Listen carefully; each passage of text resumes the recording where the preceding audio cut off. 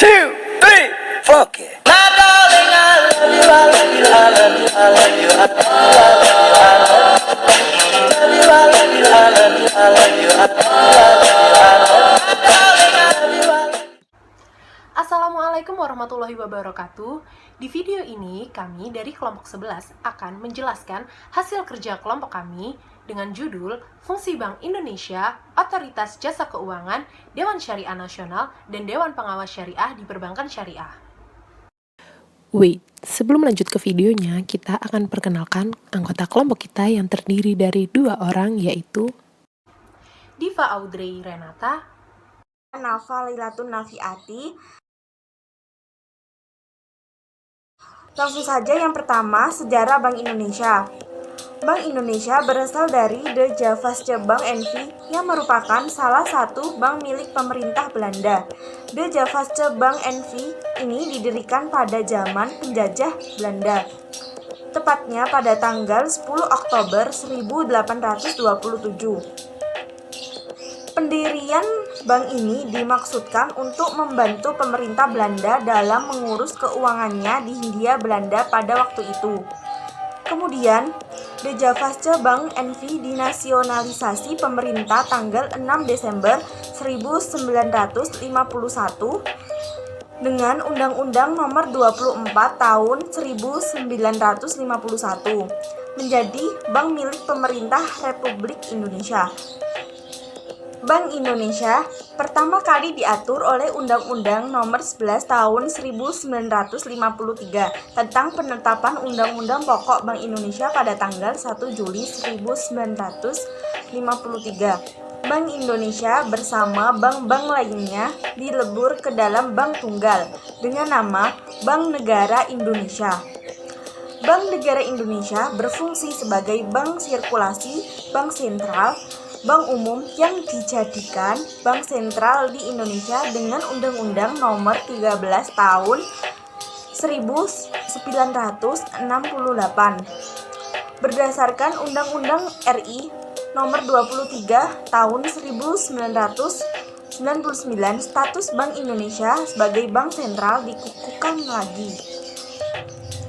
Kemudian diubah dengan Undang-Undang Nomor 3 Tahun 2004. Sejak saat itu, Bank Indonesia memiliki kedudukan khusus dalam struktur kenegaraan sebagai negara yang independen dan bebas dari campur tangan pemerintah dan pihak-pihak lain. Selanjutnya, fungsi dan tugas Bank Indonesia. Fungsi utama bank sentral adalah mengatur masalah-masalah yang berhubungan dengan keuangan di suatu negara secara luas. Tugas tersebut terbagi dalam 3 pilar. Pilar yang pertama yaitu menetapkan dan melaksanakan kebijakan moneter. Dalam rangka menetapkan dan melaksanakan kebijakan moneter, Bank Indonesia berwenang yang pertama, menetapkan sasaran-sasaran moneter dalam memperhatikan sasaran laju inflasi yang ditetapkannya. Wewenangan yang kedua, melakukan pengendalian moneter dengan menggunakan berbagai cara, antara lain cara yang pertama yaitu operasi pasar terbuka di pasar uang. Kebijakan pasar terbuka dilakukan dengan cara menjual atau membeli surat-surat berharga oleh Bank Indonesia dengan memperhatikan jumlah uang yang beredar. Yang kedua, penetapan tingkat diskonto. Kebijakan diskonto dilakukan dengan cara menaikkan atau menurunkan tingkat suku bunga deposito berjangka. Cara yang ketiga, penetapan cadangan wajib minimum. Penetapan cadangan wajib minimum dimaksudkan agar bank selalu dalam keadaan sehat. Cara yang keempat, pengaturan kredit atau pembiayaan. Pengaturan kredit atau pembelanjaan perlu karena pemberian kredit yang melebihi batas kewajaran kepada peminjam merupakan salah satu penyebab utama kegagalan usaha bank. Wewenangan yang ketiga adalah memberikan kredit atau pembiayaan berdasarkan prinsip syariah paling lama 90 hari kepada bank untuk mengatasi kesulitan pendanaan jangka pendek bank yang bersangkutan. Wewenangan yang keempat, melakukan kebijakan nilai nilai tukar berdasarkan sistem nilai tukar yang telah ditetapkan. Kewenangan yang kelima yaitu mengelola cadangan devisa. Pilar yang kedua yaitu mengatur dan menjaga kelancaran sistem pembayaran. Yang pertama, melaksanakan dan memberikan persetujuan dan izin atas penyelenggaraan jasa sistem pembayaran. Yang kedua, mewajibkan penyelenggara jasa sistem pembayaran untuk menyampaikan laporan kegiatannya. Yang ketiga, menetapkan penggunaan alat pembayaran. Yang keempat, mengatur sistem clearing antar bank, baik dalam mata uang rupiah maupun asing. Yang kelima, menyelenggarakan penyelesaian akhir transaksi pembayaran antar bank. Yang keenam, menetapkan macam, harga, ciri uang yang dikeluarkan, bahan yang digunakan, dan tanggal mulai berlakunya sebagai alat pembayaran yang sah. Yang terakhir, mengeluarkan dan mengedarkan uang rupiah serta mencabut, menarik, dan memusnahkan uang dari peredaran, termasuk memberikan penggantian dengan nilai yang sama. Pilar yang ketiga adalah mengatur dan mengawasi bank. Dalam pasal 8 Undang-Undang Nomor 23 Tahun 1999 menyatakan bahwa salah satu tugas Bank Indonesia adalah pengaturan dan pengawasan. Dalam pasal 24 dijelaskan, dalam rangka melaksanakan tugas ini, Bank Indonesia menetapkan peraturan, memberikan dan mencabut izin bank, serta mengenakan sanksi terhadap bank. Dalam pelaksanaan tugas ini, Bank Indonesia berwenang menetapkan ketentuan-ketentuan perbankan dengan menjunjung kehati-hatian. Selanjutnya, contoh kasus atau berita Bank Indonesia. Kasus ini tentang Bank Indonesia deteksi kasus pemalsuan biliet giro, yang di dalamnya menerangkan modus manipulasi biliet giro yang seolah-olah asli dengan mengubah nomor rekening dan jumlah nominal. Penyelesaiannya di sini, Bank Indonesia melakukan penyempurnaan ketentuan biliet giro. Ketentuan tersebut kini dirangkum dalam Peraturan Bank Indonesia Nomor 18/41/PBI tanggal 21 November 2016 dan Surat Edaran Bank Indonesia Nomor 18/32/DPSP tanggal 29 November 2016. Beberapa ketentuan baru yang dicantumkan antara lain penggunaan tanda tangan basa penari, tanggal penarikan, dan tanggal efektif. Selain itu, syarat formal harus diisi oleh penari pada saat menerbitkan biliet giro. Selain itu, pada ketentuan yang baru, jumlah koreksi maksimal 3 kali pada seluruh file kecuali tanda tangan. Pun batas clearing ditetapkan maksimal 500 juta rupiah. Sejarah Otoritas Jasa Keuangan. Krisis pada tahun 1997 sampai 1998 memberikan pelajaran yang sangat berarti bagi perekonomian di Indonesia. Kondisi ekonomi yang kacau karena krisis tersebut membuat pemerintah lebih berhati-hati dalam membuat suatu keputusan. Salah satu cara yang dilakukan oleh pemerintah untuk menghindari terulangnya krisis ekonomi seperti pada tahun 1997 sampai 1998 adalah dengan membentuk suatu lembaga pengawasan independen yang bernama Otoritas Jasa Keuangan. Otoritas Jasa Keuangan menurut Undang-Undang Nomor 23 Tahun 1999 tentang Bank Indonesia tersebut sebenarnya sudah harus terbentuk pada tahun 2002. Namun, pada praktiknya, Otoritas Jasa Keuangan ini terbentuk pada tahun 2011 melalui Undang-Undang Nomor 21 Tahun 2011 yang disahkan pada 22 November 2011. Otoritas Jasa Keuangan merupakan lembaga yang independen dan bebas dari campur tangan pihak lain yang mempunyai fungsi, tugas, dan wewenang pengaturan pengawasan pemeriksaan dan penyidikan.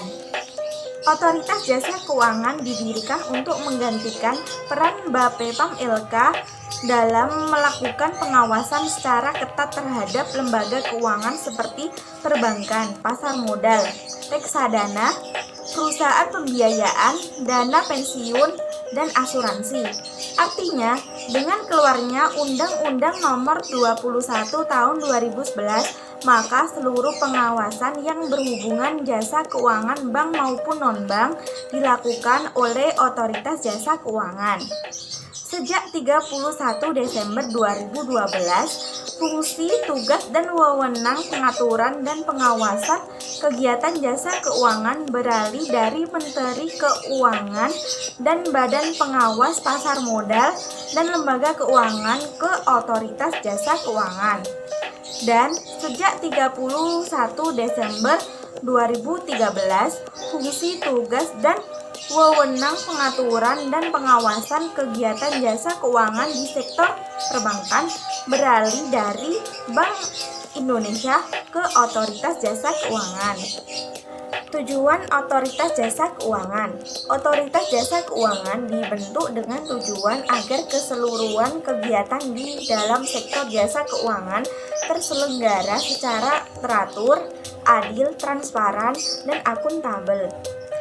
Mampu mewujudkan sistem keuangan yang tumbuh secara berkelanjutan dan stabil, mampu melindungi kepentingan konsumen dan masyarakat. Fungsi Otoritas Jasa Keuangan. Fungsi Otoritas Jasa Keuangan menurut Undang-Undang Nomor 21 Tahun 2011 yaitu menyelenggarakan sistem pengaturan dan pengawasan terintegrasi terhadap keseluruhan kegiatan di dalam sektor jasa keuangan. Tugas Otoritas Jasa Keuangan. Tugas Otoritas Jasa Keuangan diatur dalam Undang-Undang Nomor 21 Tahun 2011 adalah melaksanakan pengaturan dan pengawasan terhadap kegiatan jasa keuangan di sektor perbankan, di sektor pasar modal, di sektor asuransi, di sektor dana pensiun, di sektor lembaga pembiayaan, di sektor pergadaian, di sektor lembaga penjaminan. Wewenang Otoritas Jasa Keuangan. Wewenang Otoritas Jasa Keuangan diatur dalam Undang-Undang Nomor 21 Tahun 2011. Dalam tugas pengaturan, yang pertama menetapkan peraturan pelaksanaan Undang-Undang Republik Indonesia Nomor 21 Tahun 2011 tentang Otoritas Jasa Keuangan. Yang kedua, menetapkan peraturan perundang-undangan di sektor jasa keuangan. Yang ketiga, menetapkan peraturan dan keputusan Otoritas Jasa Keuangan. Yang keempat, menetapkan peraturan mengenai pengawasan di sektor jasa keuangan. Yang kelima, menetapkan kebijakan mengenai pelaksanaan tugas Otoritas Jasa Keuangan. Yang keenam, menetapkan peraturan mengenai tata cara penetapan pemerintah tertulis terhadap lembaga jasa keuangan dan pihak tertentu. Yang ketujuh, peraturan mengenai tata cara penetapan pengelola statuter pada lembaga jasa keuangan. Yang kedelapan, menetapkan struktur organisasi dan infrastruktur serta pengelola, memelihara, dan menata usahakan kekayaan dan kewajiban. Yang terakhir, menetapkan peraturan mengenai tata cara pengenaan sanksi sesuai dengan ketentuan peraturan perundang-undangan di sektor jasa keuangan. Dalam tugas pengawasan, yang pertama, Otoritas Jasa Keuangan menetapkan kebijakan operasional pengawasan terhadap kegiatan jasa keuangan. Yang kedua, mengawasi pelaksanaan tugas pengawasan yang dilaksanakan oleh Kepala Eksekutif. Yang ketiga, melakukan pengawasan, pemeriksaan, penyidikan, perlindungan konsumen, dan tindakan lain terhadap lembaga jasa keuangan, pelaku, atau penunjang kegiatan jasa keuangan sebagaimana dimaksud dalam peraturan perundang-undangan di sektor jasa keuangan. Yang keempat, memberikan perintah tertulis kepada lembaga jasa keuangan dan pihak tertentu. Yang kelima, melakukan penunjukan dan penetapan penggunaan pengelola statuter. Yang keenam, menetapkan sanksi administratif terhadap pihak yang melakukan pelanggaran terhadap peraturan perundang-undangan di sektor jasa keuangan.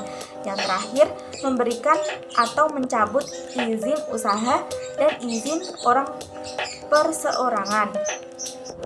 Selanjutnya, berita atau contoh kasus terkait otoritas jasa keuangan. Di sini tentang Jaksa Agung telusuri oknum OJK di kasus Jiwasraya, yang di dalamnya menerangkan Jaksa Agung Sanitiar Burhanuddin meminta waktu untuk menelusuri dugaan keterlibatan oknum OJK dalam kasus dugaan korupsi PT Asuransi Jiwasraya. Dia mengatakan pihaknya tengah fokus meneliti 55.000 transaksi saham aneh di Jiwasraya saat ini.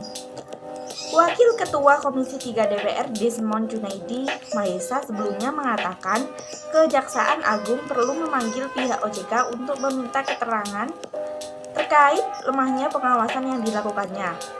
Menyikapi hal itu, Burhanuddin mengatakan bahwa pihaknya akan menelusuri dugaan keterlibatan oknum OJK tersebut. Menurutnya, dugaan korupsi di Jiwasraya tidak akan terjadi apabila pengawasan OJK dilakukan dengan baik dan benar. Jadi, penyelesaiannya di sini OJK perlu meningkatkan pengawasannya secara baik dan benar agar tidak terjadi kasus korupsi seperti yang terjadi di kasus tersebut. Sejarah Dewan Syariah Nasional. Dewan Syariah Nasional MUI dibentuk dalam rangka mewujudkan aspirasi umat Islam mengenai masalah perekonomian dan mendorong penerapan ajaran Islam dalam bidang perekonomian atau keuangan yang dilaksanakan sesuai dengan tuntutan syariat Islam. Pembentukan Dewan Syariah Nasional MUI merupakan langkah efisien dan koordinasi para ulama dalam menanggapi isu-isu yang berhubungan dengan masalah ekonomi atau keuangan. Berbagai masalah atau kasus yang memerlukan fatwa akan ditampung dan dibahas bersama agar diperoleh kesamaan pandangan dalam penanganannya oleh masing-masing DPS yang ada di LKS. Fungsi dan tugas Dewan Syariah Nasional. Fungsinya yaitu mengawasi produk-produk LKS agar sesuai dengan syariat Islam dan meneliti, memberi fatwa bagi produk-produk yang dikembangkan oleh LKS. Produk-produk baru tersebut harus diajukan oleh manajemen setelah direkomendasikan oleh DPS pada lembaga yang bersangkutan. Nah, tugas Dewan Syariah Nasional yaitu memberikan rekomendasi para ulama yang akan ditugaskan sebagai Dewan Syariah Nasional pada suatu LKS. Ada juga tugas dan wewenang menurut SK nomor 01/2000 tentang Pedoman Dasar Dewan Syariah Nasional. Nah, di sini fungsinya itu menumbuh kembangkan penerapan nilai syariah dalam kegiatan perekonomian pada umumnya dan keuangan pada khususnya. Mengeluarkan fatwa atas jenis kegiatan keuangan dan mengeluarkan fatwa atas produk dan jasa keuangan syariah, dan juga mengawasi penerapan fatwa yang telah dikeluarkan. Wewenangnya yaitu mengeluarkan fatwa yang mengikat DPS di masing-masing LKS dan menjadi dasar tindakan hukum pihak terkait. Lalu, mengeluarkan fatwa yang menjadi landasan bagi ketentuan yang dikeluarkan oleh instansi yang berwenang. Memberikan rekomendasi dan atau mencabut rekomendasi nama yang akan duduk sebagai DPS pada suatu LKS, mengundang para ahli untuk menjelaskan suatu masalah. Dan yang terakhir, memberikan peringatan kepada LKS untuk menghentikan penyimpanan dari fatwa yang telah dikeluarkan oleh Dewan Syariah Nasional. Dalam upaya memurnikan pelayanan institusi keuangan syariah agar benar-benar sejalan dengan ketentuan syariat Islam, maka dibentuklah Dewan Pengawas Syariah, yang mana keberadaannya DPS mutlak diperlukan. Selanjutnya, fungsi dan tugas Dewan Pengawas Syariah. Nah, fungsi DPS yaitu mengawasi kegiatan usaha bank agar sesuai dengan prinsip syariah yang dalam menjalankan fungsinya wajib mengikuti fatwa DSN. Tugas dan fungsi DPS diatur dalam Keputusan DSN nomor 03 tahun 2000 tentang petunjuk pelaksanaan penetapan anggota DPS pada LKS.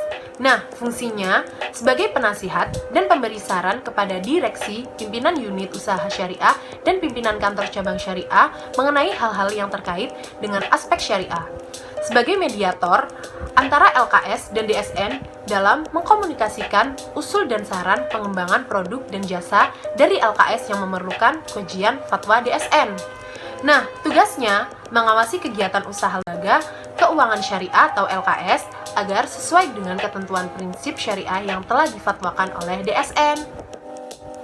Nah, yang terakhir, menurut pasal 27 ayat 1 PBI nomor 6/24/PBI/2004, tugas, wewenang, dan tanggung jawab DPS yang pertama yaitu memastikan dan mengawasi kesesuaian kegiatan operasional bank terhadap fatwa yang dikeluarkan oleh DSN. Yang kedua, menilai aspek syariat terhadap pedoman operasional dan produk yang dikeluarkan bank. Yang ketiga, memberikan opini dari aspek syariat terhadap pelaksanaan operasional bank secara keseluruhan dalam laporan publikasi bank. Yang keempat, mengkaji produk dan jasa baru yang belum ada fatwa kepada DSN.